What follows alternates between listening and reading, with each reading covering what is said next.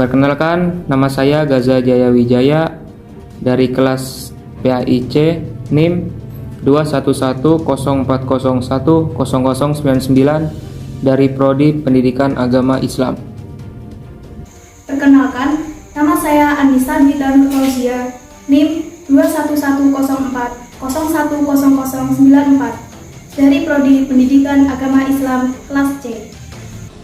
Perkenalkan, nama saya Zakia Alkoyimi, NIM 21104010095. Saya akan membahas apa itu radikalisme. Apa itu radikalisme? Dalam Kamus Besar Bahasa Indonesia KBBI, radikalisme memiliki 3 arti. Yang pertama, paham atau aliran yang radikal dalam politik. Yang kedua, paham atau aliran yang menginginkan perubahan atau pembaharuan dengan cara kekerasan dan drastis. Dan yang ketiga, sikap ekstrim dalam aliran politik. Adapun pengertian radikalisme Islam adalah sebuah gerakan berbasis Islam yang dimaksudkan untuk melakukan pembaharuan dalam masalah sosial, politik, atau keagamaan. Dilakukan dengan cara drastis, keras, dan tanpa kompromi kepada pihak-pihak yang dianggap musuh olehnya. Dengan satu prinsip bahwa hanya syariat Islamlah yang mampu mengatasinya, sehingga pendirian negara Islam dan penerapan syariat Islam menjadi ide perjuangannya. Adapun gerakan-gerakan radikalisme, mungkin salah satu contohnya adalah Hizbut Tahrir. Kalau di Indonesia yaitu HTI. Hizbut Tahrir, apa itu Hizbut Tahrir? Hizbut Tahrir adalah organisasi politik pan-islamis yang menganggap ideologinya sebagai ideologi Islam, yang tujuannya adalah untuk membentuk khilafah Islam atau negeri Islam. Kekhalifan baru akan menyatukan komunitas muslim dalam negara Islam kesatuan dari negara-negara mayoritas muslim. Sejarah Hizbut Tahrir masuk ke Indonesia. Hizbut Tahrir masuk ke Indonesia pada tahun 1983. Saat itu Kiai Haji Abdullah bin Nuh bertemu dengan aktivis Hizbut Tahrir di Sydney, Australia, yakni Syekh Abdurrahman Al-Baghdadi. HTI berkembang melalui dakwah di kampus-kampus besar, lalu meluas ke masyarakat dan masjid-masjid di perumahan hingga perusahaan. Ada 3 tahapan dakwah yang diterapkan oleh Hizbut Tahrir. Yang pertama, tahapan pembinaan dan pengkaderan yang dilaksanakan untuk membentuk kader-kader yang mempercayai pemikiran dan metode Hizbut Tahrir. Yang kedua, tahapan berinteraksi dengan umat yang lainnya. Itu untuk bertujuan agar umat ikut memikul kewajiban dakwah Islam, hingga umat menjadikan Islam sebagai permasalahan utamanya, agar umat tersebut berjuang untuk mewujudkannya dalam realitas kehidupan. Yang ketiga, tahapan penerimaan kekuasaan yang dilaksanakan untuk menerapkan Islam secara menyeluruh dan mengemban risalah Islam ke seluruh dunia. Awalnya HTI hanya ada 1 kota dengan belasan kader. Lalu pada tahun 1990 hingga tahun 2000, HTI sudah berkembang ke seluruh Indonesia hingga sekarang. Di pertengahan 10 tahun ketiga, dakwah HTI sudah tersebar di 33 provinsi di lebih 300 kota dan kabupaten. Bahkan sebagiannya telah merambah jauh hingga ke pelosok desa. HTI juga pernah menggelar konferensi Khilafah Internasional KKI pada tanggal 12 Agustus tahun 2007 di Gelora Bung Karno. KKI ini dihadiri oleh 100.000 peserta yang dianggap sebagai konferensi luar biasa karena banyaknya peserta dan tema yang diusungkan juga provokatif, yakni saatnya khilafah memimpin dunia. Tak hanya itu, selama beberapa tahun di Indonesia, mereka juga membuat organisasi-organisasi sayap dakwah yang digunakan untuk merekrut dan menyebarkan pemahaman keagamaan versi mereka ke masyarakat luas. Tujuan dari Hizbut Tahrir adalah mengembalikan kaum muslimin untuk kembali taat kepada hukum-hukum Allah Subhanahu wa taala, yakni hukum Islam. Memperbaiki sistem perundangan dan hukum negara yang dinilai tidak islami agar sesuai dengan tuntunan syariat Islam. Mengemban dakwah Islam ke seluruh penjuru dunia.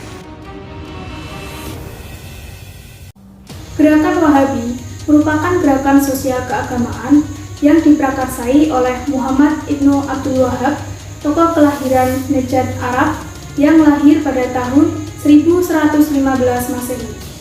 Gerakan ini ingin mengembalikan aktivitas umat Islam pada ajaran Islam yang murni sesuai dengan Al-Quran dan Hadis. Gerakan Wahabi masuk pertama kali ke Indonesia pada awal abad ke-19 Hijriah. Dimulai dari hubungan antara ajaran kaum Wahabi dengan orang-orang Minangkabau di Sumatera Barat sejak kepulangan 3 orang haji, yaitu Haji Miskin, Haji Sumanik, dan Haji Piobang yang baru pulang ibadah haji pada tahun 1803 Hijriah. Pengaruh Wahabi terlihat dari pertentangan terhadap praktik bid'ah, penggunaan tembakau baik untuk sirih pinang atau merokok, dan pemakaian baju sutra. Mereka menyebarkan ajaran Wahabi secara paksa di wilayah Minangkabau. Ketiga haji itu memaklumkan jihad melawan kaum muslim lain yang tidak mau mengikuti ajaran-ajaran mereka.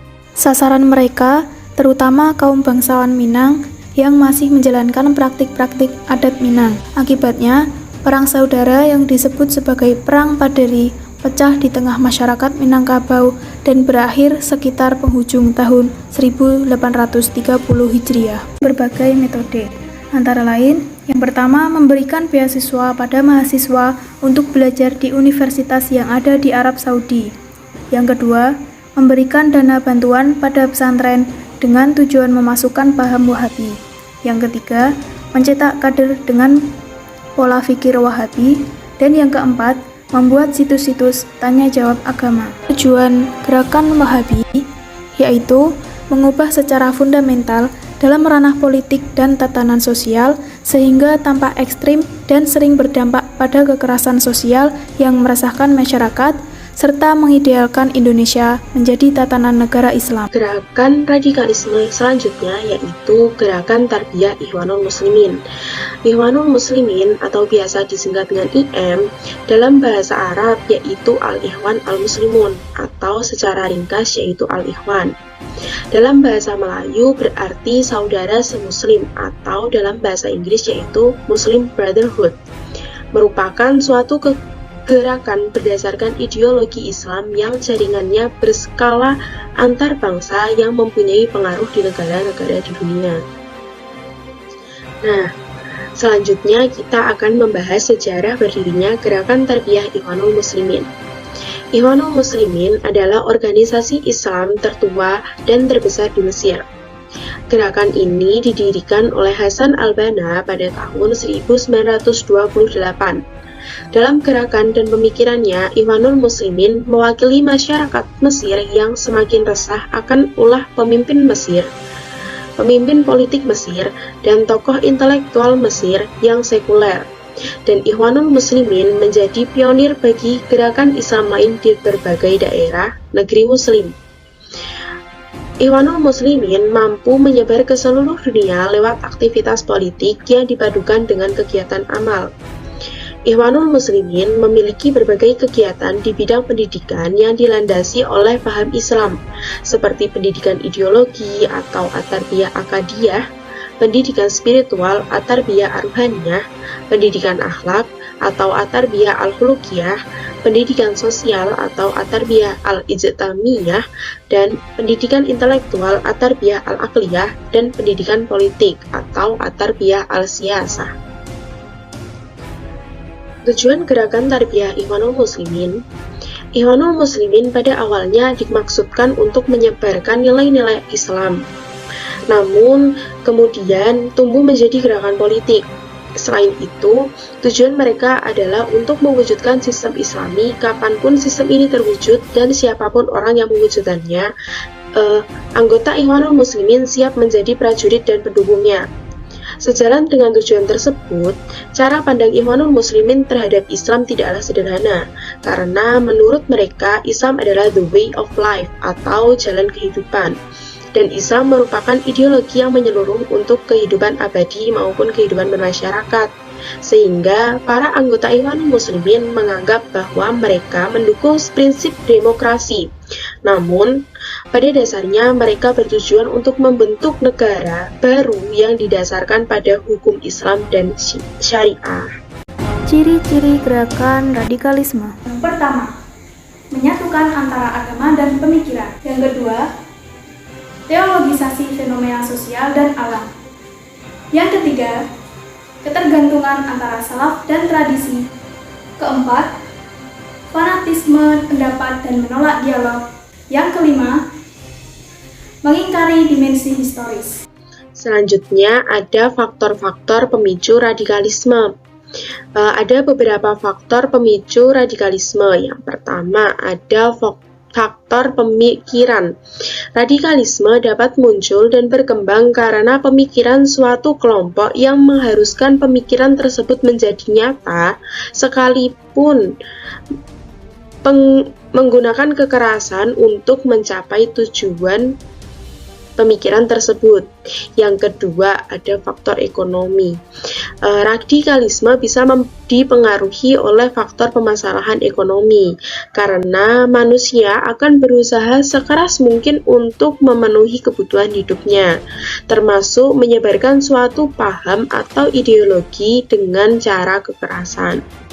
Yang ketiga ada faktor politik. Radikalisme bisa muncul dan berkembang ketika suatu kelompok merasa pemerintah tidak adil kepada rakyat dengan memperhatikan suatu kelompok tertentu saja. Yang keempat ada faktor sosial. Yang kelima ada faktor psikologis. Radikalisme dapat muncul ketika diri seseorang memiliki berbagai permasalahan, rasa benci, serta dendam. Sekian dari kami kelompok 1, kami ucapkan terima kasih.